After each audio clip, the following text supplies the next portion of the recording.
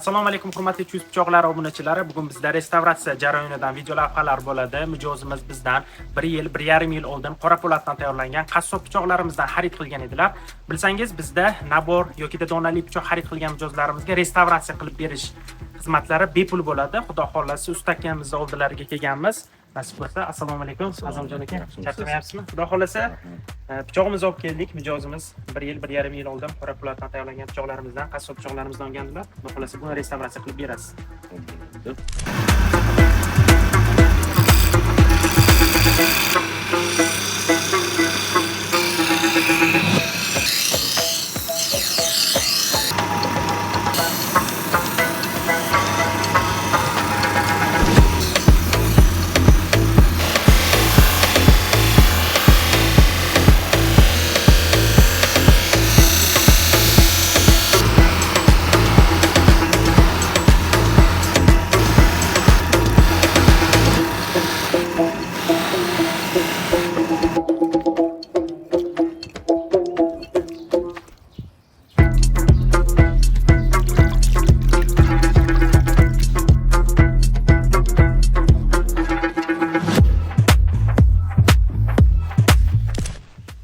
Azamjon aka tayyor bo'ldimi?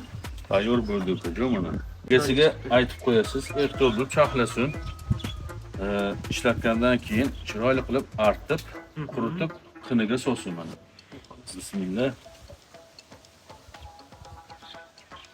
Yaqinroqdan kameraga ham ko'rsatamiz. Xudo xolasa juda chiroyli chiqdi. Qo'llaringiz dard ko'rmasin Azamjon aka. Xizmatlaringizga rozi bo'lasiz.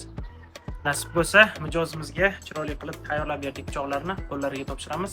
Ustakamizga minnatdorchilik bildiramiz. Chuz pichoqlarni kuzatib borishda davom etdik. Tayjon mana pochta yetib keldi. O'zimning pichog'im. Lekin yangi bo'libdi-da, qaytadan onadan tug'ilganda bo'libdi-da.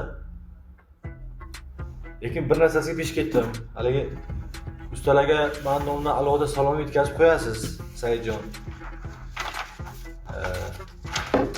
Qo'llari dard ko'rmasin ustalarni. Mana buni qarang. Xohlasangiz reklamaga ham qo'yavering. Mana. Bu faqat internetdan ko'radi, ishonmasdim. Lekin yaxshi uyda o'zim mazza qilaman o'zim pichog'imga. Ustalarning qo'li dard ko'rmasin.